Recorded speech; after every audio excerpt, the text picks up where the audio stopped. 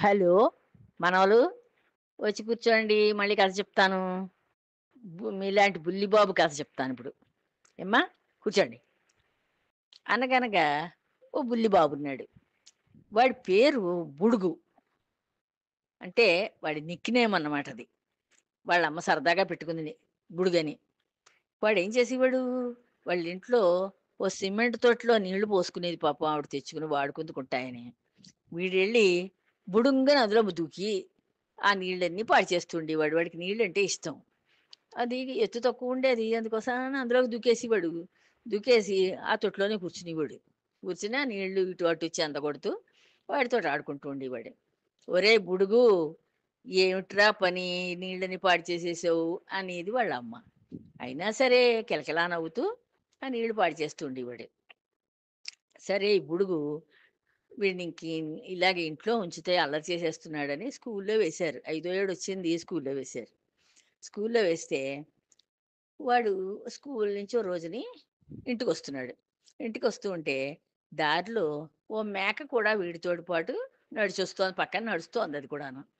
నడుస్తూ ఒక పాక కనిపించింది. పాక. అంటే ఒక చిన్న పాక అన్నమాట.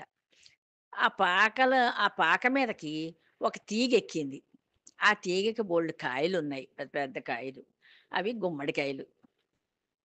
ఈ మేక ఏం చేసింది, దీనికి అలాంటి పాదులు అంటే ఇష్టం. ఆ ఆకులు తినడం అంటే ఇష్టం. అందుకని వెళ్ళి ఆ పాదు మొదట్లో కొంచెం పైకి ఆకులు కనిపించాయి. ఆ ఆకులు అందుకుని తింటోంది. తింటూ కింద ఉన్న ఆకులు అయిపోయాయి కదా అని ఆ తీగ పట్టుకుని నోటితోటి లాగింది. లాగేసరికి ఏమైంది, పైన కాయలు కాసున్నాయేమో, ఓ కాయ ముచికి నుంచి ఊడిపోయి వచ్చి కింద పడింది. ఆ పడ్డం ఎక్కడ పడింది? దీని నడిమి పడింది. మేక నడిమి పడింది. పడేసరికి ఇది ఎప్పుడైతే అది దొర్లుకుంటూ కాయొచ్చి మేక నడిమి పడిందో, ఇది మే మే మే అనుకుంటూ అరుచుకుంటూ అక్కడి నుంచి పారిపోయింది. ఈ కుర్ర వెధవ వీడేం చేశాడు ఈ బుడుగు, "పుటుక్కు జర జర డుబుక్కుమే" అన్నాడు. అదేదో వాడికి నచ్చింది. అందుకని అలా అనుకుంటూ ఇంటికెళ్ళాడు. పుటుక్కు జర జర డుబుక్కుమే అనుకుంటూ ఇంటికెళ్ళాడు. వెళ్ళేసరికి వాళ్ళమ్మ, "ఏమిట్రా అంటున్నావు? ఏమిటో అంటూ వస్తున్నావు. ఏమంటున్నావురా?" అని. అంటే "పుటుక్కు జర జర డుబుక్కుమే" అన్నాడు. అంటే అర్థమేమిట్రా? ఏమిటి ఆ మాటకి అర్థమేమిటి? అడిగింది.